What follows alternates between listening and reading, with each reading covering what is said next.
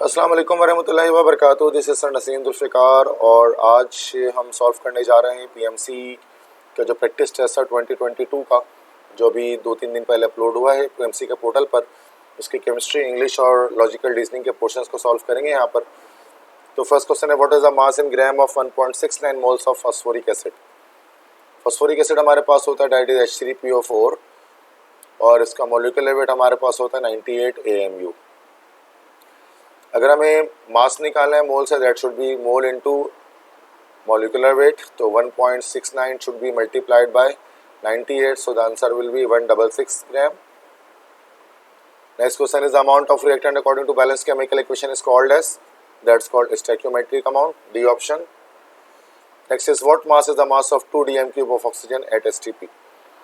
तो volume at STP का formula होता है mass over molecular mass into 22.41।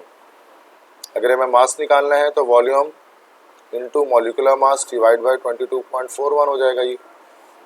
तो वॉल्यूम हमारे पास है 2, मास हमारे पास हो गया ऑक्सीजन गैस का, that is 32, molecular weight capital M, और 22.41 से इसको हम डिवाइड कर देंगे तो दैट 64/22.41।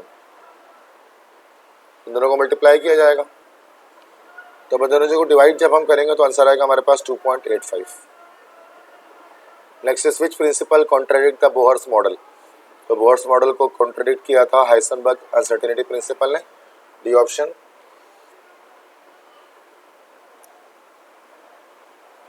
ठीक है, नेक्स्ट है the valence shell electronic configuration of calcium. Calcium की valence shell configuration 2A group का है हमारे पास, तो S2 तो आएगा, और पीरियड हमारे पास 4th होता है तो 4s2 इसकी वैलेंस शेल कन्फिगरेशन है। Next, how many unpaired electrons are there in nitrogen atom. जब नाइट्रोजन की कन्फिगरेशन की जाएगी तो Px Py Pz, इस पर जो है वो 1 इलेक्ट्रॉन्स आते हैं n पर, नाइट्रोजन पर, जो अटोमिक नंबर इसका 7 होता है, दैट्स 1s2 2s2 और 2p3। तो P पर 3 अनपेयर्ड इलेक्ट्रॉन हमारे पास आ रहे हैं, A option is the correct one. Which of the following atomic orbital has lowest energy. Lowest energy किस एटॉमिक ऑर्बिटल की है जिसकी देखें n वैल्यू, एनर्जी हमें पता लगती है n वैल्यू से, तो n वैल्यू जितनी कम होगी उतनी लोएस्ट एनर्जी होगी। सबसे कम n वैल्यू 1s की है, तो इस सूरत में लोएस्ट एनर्जी हमारे पास 1s की होगी। Next, intermolecular forces between gas molecules are significant है। इंटरमोलिकुलर फोर्सेस सबसे ज़्यादा कब होती है, जब मॉलिक्यूल्स इतने करीब आते हैं। मॉलिक्यूल्स करीब कब आएंगे, लो टेम्परेचर पे, हाई प्रेशर पे। बी टेम्परेचर होगा, बी होगा low temperature and high pressure. Next, according to kinetic molecular theory, collisions between the gas molecules, तो KMT के लिहाज से गैस मॉलिक्यूल्स के बीच जो कोलिजन्स होते हैं वो इलास्टिक होते हैं, they are elastic collisions. Next है the product of volume and pressure of fixed amount of gas at constant temperature remain same for initial and final state of gaseous system, this system correspond to constant temperature. Constant temperature की बात की जा रही है तो this will be Boyle's law. चूँकि isothermal process की बात की जा रही है, बॉयल्स लॉ के अंदर हम आइसोथर्मल प्रोसेसेस की ही बात करते हैं। नेक्स्ट क्वेश्चन है, which of the following substance has the largest intermolecular forces of attraction. तो largest intermolecular forces of attraction हमारे पास उसमें होगा जिसके अंदर हमारे पास हाइड्रोजन बॉन्डिंग पाई जाएगी। यहाँ वाटर के अंदर, वाटर इसका आंसर है, because in water you can find hydrogen bonding. Next is the solid which is hardest of all types. Next is a solid which is hardest of all types. इन तमाम में से hardest solid हमारे पास कौन से होते हैं, तो कोवेलेंट सॉलिड्स हार्डेस्ट होते हैं। जो कोवेलेंट सॉलिड्स हमारे पास दे आर, जैसे डायमंड वगैरह हो गया, दिस इज कोवेलेंट। नेक्स्ट है, what shape does diamond and NaCl unit cells possess. Diamond और NaCl के सेल्स, यूनिट सेल्स कौन से शेप पजेस करते हैं। तो NaCl का तो हमें पता है कि NaCl के क्यूबिक होता है, और जो कि डायमंड जो होता है वो हमारे पास रोम्बिक होता है, तो that's B shape is a correct one. Next है, weak acid it salt with a strong base produces. कि वीक एसिड के साथ वीक एसिड लिया जाए और उसका एक स्ट्रॉन्ग बेस का सॉल्ट लिया जाए, जैसे CH3COONA, ये हमारे पास कौन सा बफर सोल्यूशन बनता है, तो this is actually the basic buffer solution, एक बेसिक बफर बनता है,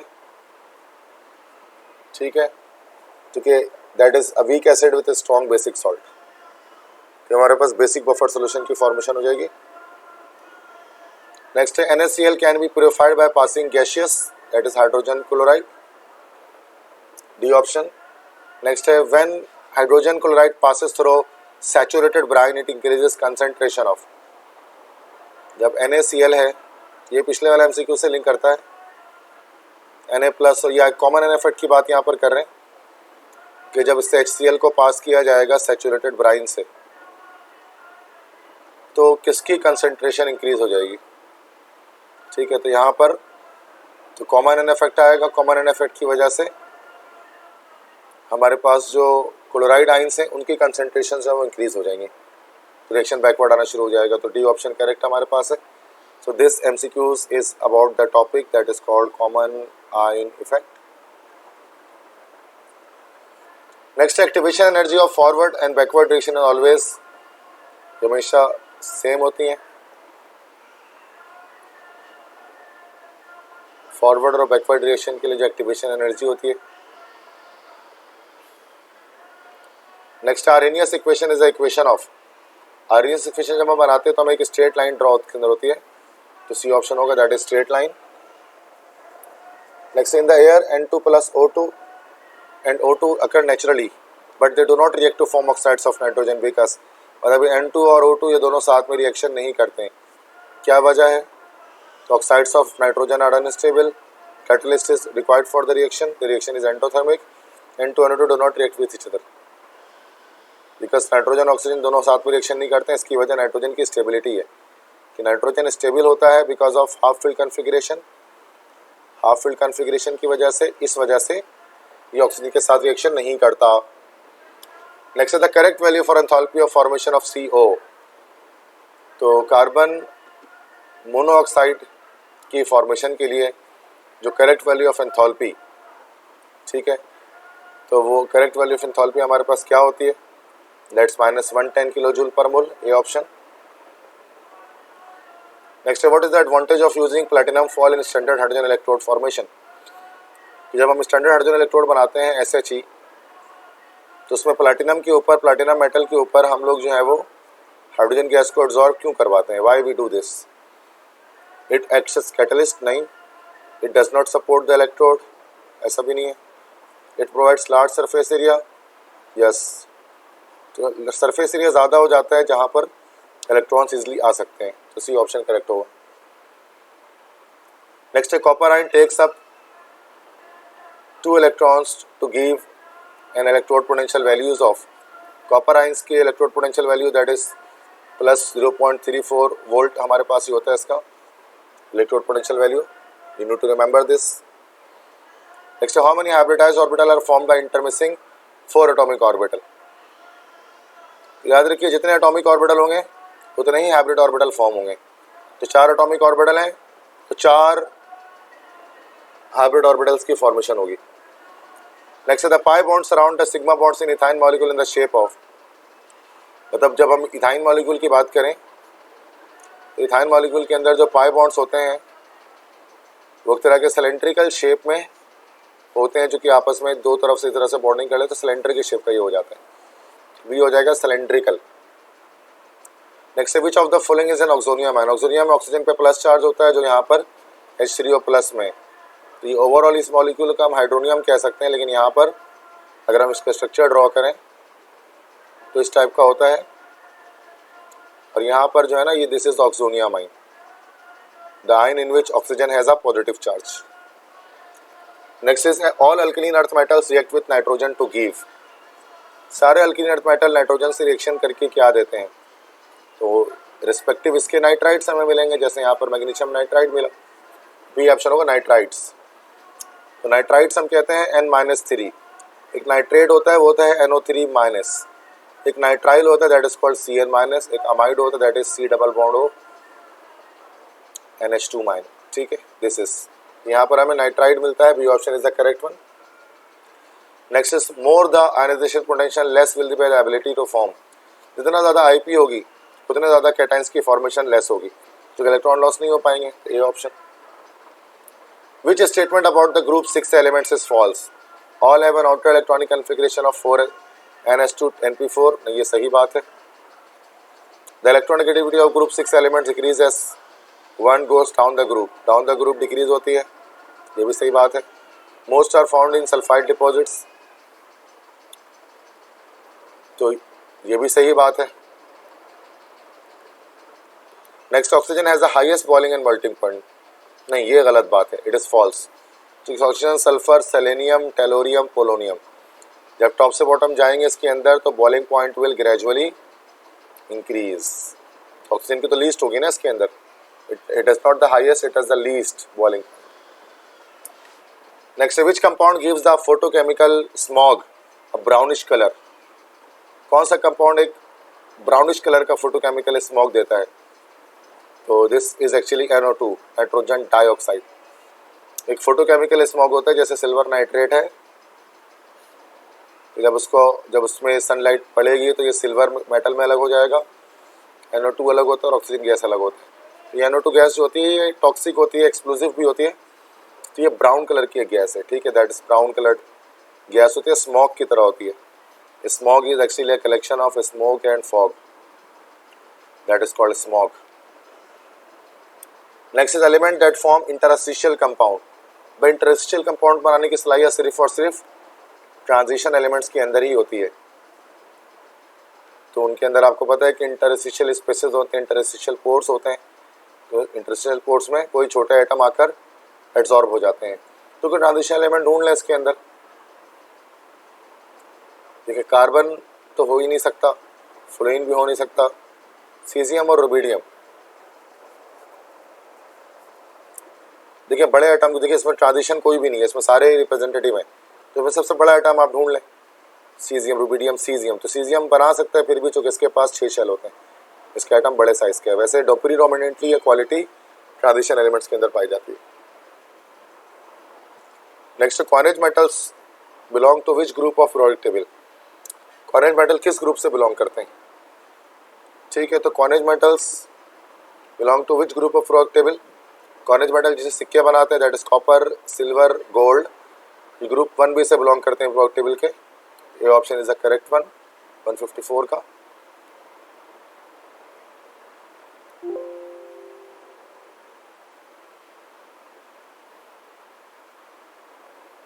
नेक्स्ट क्वेश्चन की तरफ बढ़ते हैं। Halogenation of alkane in sunlight is example of, it's a substitution reaction, and if अगर मैकेनिज्म की बात करें this will be free radical substitution reaction. Next is major product of the following reaction is what? देखिए ये हमारे पास asymmetrical alkene है, this is asymmetrical alkene, और असिमेट्रिकल अल्कीन में जब एडिशन कर रहे हैं so it has to follow a rule that is called Markovnikov's rule. तो मार्कोनिकोव रूल के मुताबिक यहाँ पाई बॉन्ड टूटेगा, हाइड्रोजन वहाँ अटैच होगा जहाँ पहले से ज़्यादा हाइड्रोजन पहले से मौजूद होंगे, और Br यहाँ पर जाकर अटैक कर जाएगा। तो सेकंड पर 2 ब्रोमो करके बनेगा, ठीक है, तो सेकंड पर ब्रोमो अटैच हो जाएगा, that's B option is the correct one. Next है which of the following process gives benzene sulphonic acid from benzene? तो सल्फोनेशन से मिलेगा, क्योंकि हमारे पास बेंजीन सल्फोनिक एसिड बन जाएगी, दैट इज SO3H ग्रुप है। तो ये सल्फोनेशन में SO3H प्लस सल्फोनियम आयन जनरेट होता है जो बेंजीन पर अटैक करता है। Next is benzene is less reactive than in is corresponding alkene due to. Benzene alkene से लेस रिएक्टिव होता है, अगर हम अल्कीन की बात करें इसके कोरस्पॉन्डिंग तो उससे लेस रिएक्टिव होता है। मतलब ऐसा क्यों होता है? क्योंकि बेंजीन स्टेबल होता है, ठीक है, बेंजीन स्टेबल होता है, इसके अंदर रेजोनेंस होती है। मोर अनसेचुरेशन तो ऐसा तो नहीं है, ये हो सकता है more saturation, but best answer देखते हैं। लेस इलेक्ट्रोनेगेटिव डिफरेंस ऐसा भी नहीं है। Delocalization of pi electron, B और डी दोनों करेक्ट हैं, लेकिन डी यहाँ पर बेस्ट आंसर है, क्योंकि ज़्यादा एक्सप्लेन कर रहा है कि पाई इलेक्ट्रॉन्स की डी लोकलाइजेशन होती है, जिसकी वजह से बेंजीन जो है वो लेस रिएक्टिव होता है।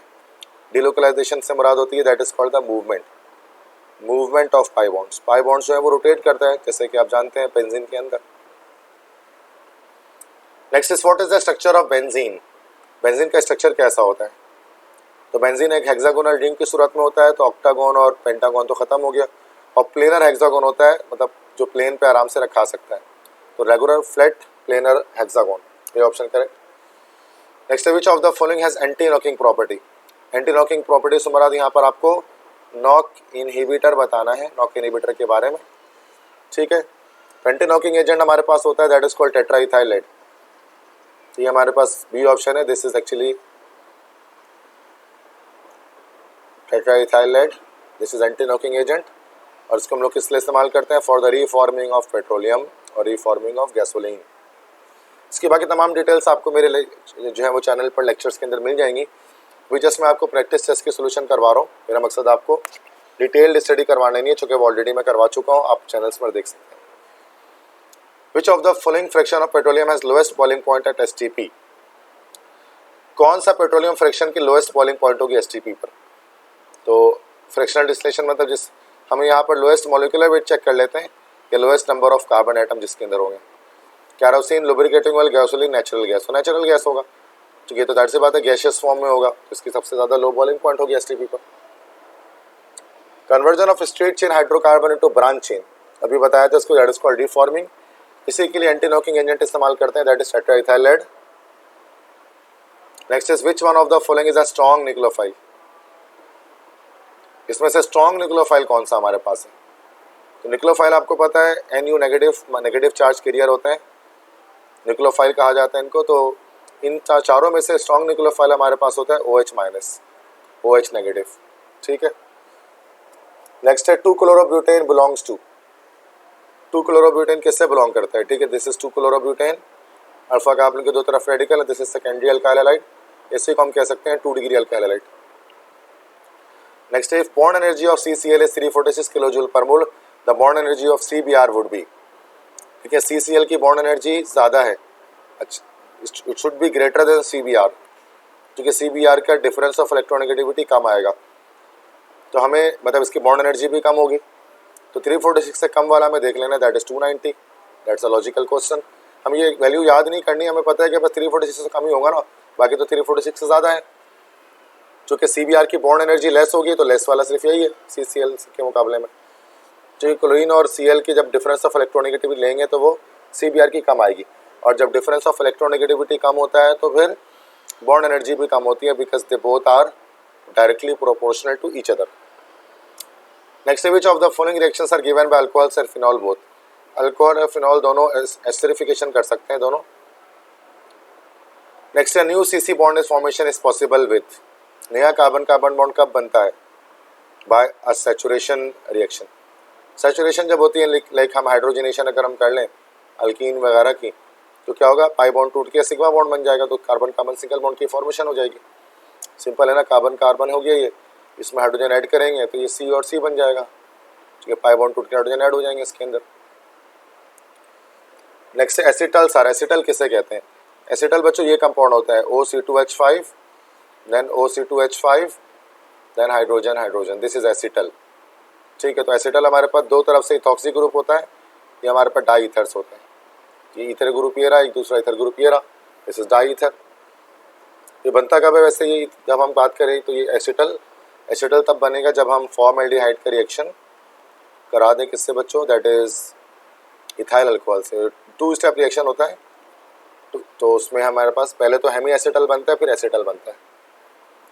नेक्स्ट है when 2 moles of acetone are treated with a base the product is.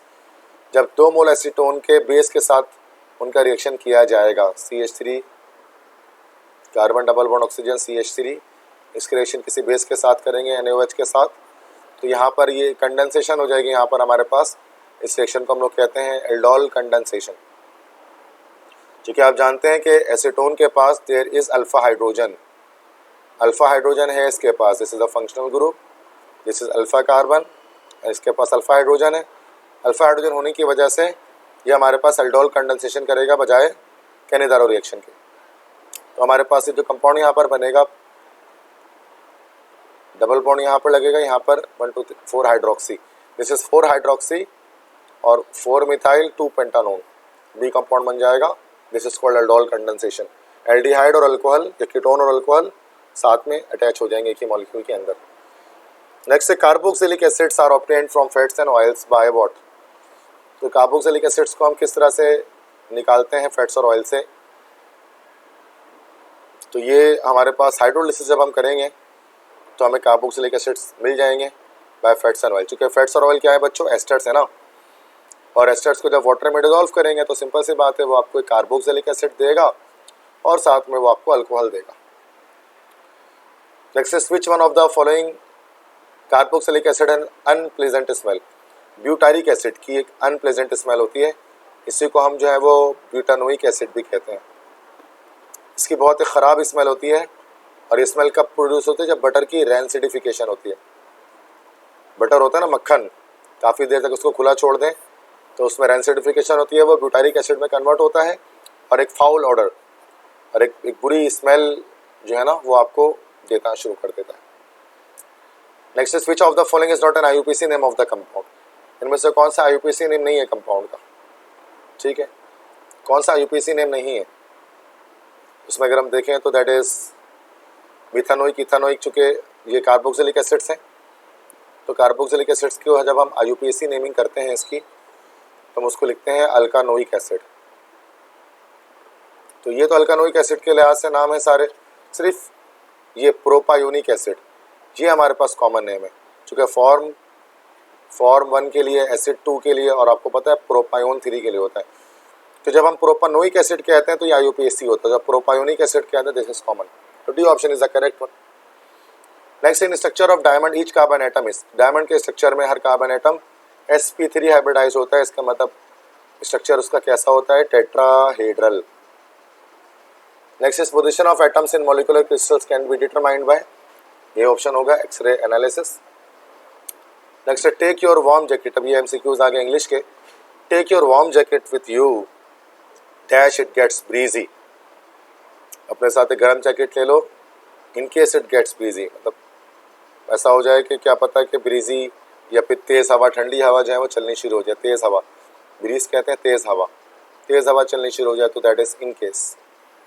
ठीक है बच्चों, तो इंग्लिश के पोर्शन को स्टार्ट कर दिया मैंने, इसके क्वेश्चंस जो है वो सॉल्व करेंगे। Next you have to make sure the knife is dash before you cut the vegetables. You have to make sure that the knife is sharp before you cut the vegetable. Next is I like this shirt a lot but the dash are too short but the sleeves are too short. Sleeves means आस्तीन, मुझे ये कमीज़ पसंद तो है लेकिन उसकी जो sleeves हैं, उनकी जो आस्तीनें हैं वो काफ़ी छोटी हैं। There will be a rush for the seats when the train dash. तो ये देखें, ये फ्यूचर परफेक्ट, देखो फ्यूचर सिंपल है। There will be a rush for the seats when the train, future simple के साथ या फ्यूचर के टेंस के साथ आपको पता है हमेशा प्रेजेंट का टेंस आता है, तो व्हेन द ट्रेन या प्रेजेंट सिंपल आता है, व्हेन द ट्रेन अराइव्स हो जाएगा। ठीक है, D option. Next which one is not a past tense, जैसे पास्ट टेंस कौन सा नहीं है, ये तो नहीं है चूँकि यहाँ पर फिनिश्ड आ गया वर्ब की सेकंड फॉर्म, ये पास्ट सिंपल हो गया। ये भी नहीं है, ये भी वर्ब की सेकंड फॉर्म आ गई, ये भी पास्ट सिंपल हो गया। हील्ड, माइकल स्टडीड, ये भी वर्ब की सेकंड फॉर्म आ गई, ये भी पास्ट सिंपल हो गया। He will have it in line, देखो विल आ गया तो सिंपल सी बात है कि that tense belongs to future, और ये फ्यूचर का हमारे पास परफेक्ट टेंस है क्योंकि यहाँ पर फ्यूचर विल के साथ हैव आ गया। Next is choose the future tense, तो फिर से आप विल ढूंढ लें, तो विल आ गया यहाँ पर, तो C option, I will go to the market, this is the future tense. Next is the man dash wallet was stolen called the police, वो आदमी जिसका वॉलेट चोरी हो गया था तो उसने पुलिस को बुला लिया। तो ये हुज हो जाएगा, यहाँ पर हुज जो हमारे पास है this is actually a relative pronoun, तो यहाँ पर ये एक रिलेटिव प्रोनाउन यूज़ किया जा रहा है। रिलेटिव प्रोनाउन भी WH वर्ड होते हैं but they are use for joining the sentences, तो उनको हम एज अ कंजंक्शन इस्तेमाल करते हैं for joining two sentences. Next the market is nearer to them than us, market हमसे ज़्यादा करीब था उनसे, ऑब्जेक्टिव केस आएगा। Find the correctly spelled word, sovereign, ये सोवरेन के करेक्ट स्पेलिंग है। सोवरेन का मतलब होता है खुद मुख्तार, जैसे Quaid-e-Azam wanted to make Pakistan a sovereign state, we are living in the sovereign state of Pakistan, खुद मुख्तार रियासत पाकिस्तान की। Next he made dash a story when he was late for the first class but the teacher didn't believe him, तो he made up a story, उसने कहानी बनाई जब वो क्लास के लिए लेट हुआ लेकिन टीचर ने उसका यकीन नहीं किया। Next the plane will stay on the runway dash 5 minutes, plane runway पर रहेगा फॉर 5 मिनट्स, मतलब 5 मिनट तक के लिए, that's 4. Next is the plane wasn't allowed to take dash because of bad weather conditions. The plane wasn't allowed to take off. Plane को take off होने की इजाज़त नहीं दी गई बिकॉज वेदर कंडीशंस अच्छे नहीं थे. Choose the correct spelling of the word. Correct spelling बताएं वर्ड की एनहिलेट. तो एनहिलेट की correct spelling that is C. Annihilate double N आएगा इसके अंदर. एनहिलेट. नेक्स्ट वी है choose the correct spelling of the word that is ignominy. ये ignominy. Ignominy B option हमारे पास यहाँ पर हो जाएगा. This is the correct spelling of ignominy.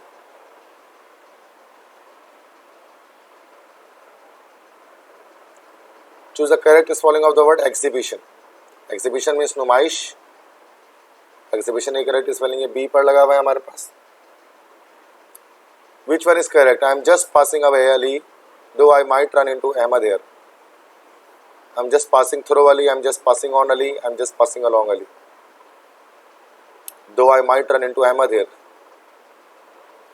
I am just passing along होगा, passing along Ali. The option correct होगा. Next, which one is correct? She bent down enough, permit him to stoop and pick up her purse. She bent down enough to permit him to stoop. B option हो सकता है. And pick up her first. She bent up enough. Bent down नहीं होगी, bent down होगा, झुकना, that is called. She bent down enough to permit to stop. Stop नहीं होगा, stoop होगा. ठीक है, तो B option is the correct one. Next है which one is correct? Speak up, I can't hear you because your dog is making too much noise. तो ये देखते हैं इसको. Speak up, I can't hear you because your dog is making too much noise. दोनों में क्या difference है? I can't hear you because your dog is make. अच्छा, मच टू नॉइस, ऐसा गलत हो गया. मच टू नहीं होगा यहाँ पर. मच मोर टू नॉइस ये भी नहीं होगा. मच इनफ ये भी कुछ वर्ड नहीं है. तो ये option is the correct one. Next है ये लॉजिकल रीजनिंग का पोर्शन अब आ गया बेटा. इसके अंदर जस्ट 5 क्वेश्चंस हैं. तो ये स्टेटमेंट है, the government has imported large quantities of sugar as per trade agreements with other countries. The government has imported large quantities of sugar as per trade agreements with other countries. तो government ने import किया है large quantities sugar के, क्योंकि उसने बाकी countries के साथ ट्रेड एग्रीमेंट्स किए हैं. स्टेटमेंट भी है the price of sugar in the domestic markets have fallen sharply in recent months. ठीक है, जब गवर्नमेंट इंपोर्ट करेगी लार्ज क्वांटिटी में शुगर तो जाहिर सी बात है सप्लाई बढ़ेगी, और जब सप्लाई इंक्रीज होती है तो कॉस्ट जो है वो हमारे पास हो जाती है डाउन. तो इसका मतलब हो गया कि स्टेटमेंट ए और बी दोनों, स्टेटमेंट ए उसका कॉज है और बी उसका इफेक्ट है. तो कॉज तो ये है कि भाई सप्लाई बढ़ी जा रही है, और उसका इफेक्ट ये आ रहा है कि जो कॉस्ट है वो कम हो जा रही है. नेक्स्ट है, large number of people have become critically ill after consuming spurious liquor from a local shop. Course of action 1, the government should immediately closes down all the shops selling liquid till the stocks are tested for the presence of toxicity. ये हो सकता है, ऐसा किया जाए. The owner of the liquid shop should be asked to leave the town and open a shop elsewhere. गलत बात है, ऐसा नहीं होना चाहिए. The owner of the liquid shop should immediately be arrested and tried for criminal negligence. Yes, तो 1 और 3 दोनों फॉलो होंगे, तो डी ऑप्शन करेक्ट. नेक्स्ट है the approach this question use a sentence. तो approach this question use a sentence. A champion could not exist without dash. एक champion उस वक्त तक एग्जिस्ट नहीं करता जब तक उसके पास रनिंग, स्विमिंग, करेज, स्पीकिंग ना हो. जब तक उसके पास करेज ना हो, हिम्मत ना हो. तो हिम्मत होना जरूरी है चैंपियन के अंदर. Next, pick the word which is always associated with electrical energy. Electrical energy भाई बिजली को हम कहते हैं, बिजली को हम लोग लाइट भी कहते हैं भाई. हमेशा लाइट को इलेक्ट्रिसिटी से एसोसिएट किया जाता है. मतलब लाइट चले गई, लाइट नहीं आ रही है तो बिजली नहीं आ रही, तो बात तो एक ही है, light A. Next, which of the following expression may not be true if the following expressions are true. Z is greater than equal to y, y is equal to w, w is less than equal to z. तो यहाँ पर कौन सा true नहीं होगा? Z is equal to y, ये true नहीं है. Z is greater than and equal to y, तो ये बराबर, जस्ट सॉरी, पॉसिबिलिटी तो है इसकी भी.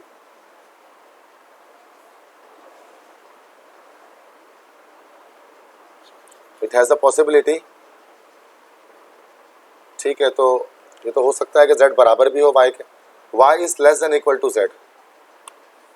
देखो y जो है वो w है और w छोटा है x से, y is less than equal to z। w जो है वो y ही है और y छोटा है, काम है ये भी सही है, ठीक है। z is greater than equal to, x is greater than equal to z। z बड़ा है तो x is less than equal to s। B option यहाँ पर हमारे पास करेक्ट होगा। लास्ट है, Asiya goes 30 kilometre towards north from a fix point. Asiya तो नॉर्थ साउथ की तरफ जाते हैं, this is east, this is west. Asiya कह रहे कि नॉर्थ की तरफ जा रही हैं और 30 किलोमीटर नॉर्थ वो चली। उसके बाद राइट की तरफ मुड़ी वो और 15 किलोमीटर चली। उसके बाद दोबारा अपने राइट की तरफ मुड़ी, राइट अब यहाँ चल रहे होंगे तो ये राइट इनका हो जाएगा, और फिर 30 किलोमीटर चली। अब कितनी दूर होंगे वो अपने स्टार्टिंग पॉइंट से, देखो अपने स्टार्टिंग पॉइंट से ईस्ट की तरफ 15 किलोमीटर होंगे, 15 किलोमीटर ईस्ट, बी ऑप्शन, ठीक है बच्चों। So this are the all the questions of PMC entry test के, जो आपके पास जो 2022 का परसों जो हमारे पास प्रैक्टिस टेस्ट आया था उसको। अगर आपको मेरी लेक्चर पसंद आया, उससे आपको फ़ायदा पहुँचे, इंशाल्लाह फ़ायदा पहुँचेगा, तो आप मेरे चैनल को सब्सक्राइब करें, अपने फ्रेंड्स के साथ शेयर करें। और काफ़ी सारे लेक्चर्स मैंने 1000+ लेक्चर्स मैंने आपके लिए अपलोड किए हैं, जो आपके लिए फ्रूटफुल साबित होंगे इंशाल्लाह। बेस्ट ऑफ लक तमाम स्टूडेंट्स को अपने एमडी कैट के टेस्ट के लिए। एमडी कैट तो डिले हो गया, but make the most of the time and practice a lot, ठीक है। इंशाल्लाह जल्द मुलाकात होगी नए लेक्चर के साथ। तब तक के लिए अपने टीचर, अपना संडे को इजाज़त दें। अल्लाह हाफिज़।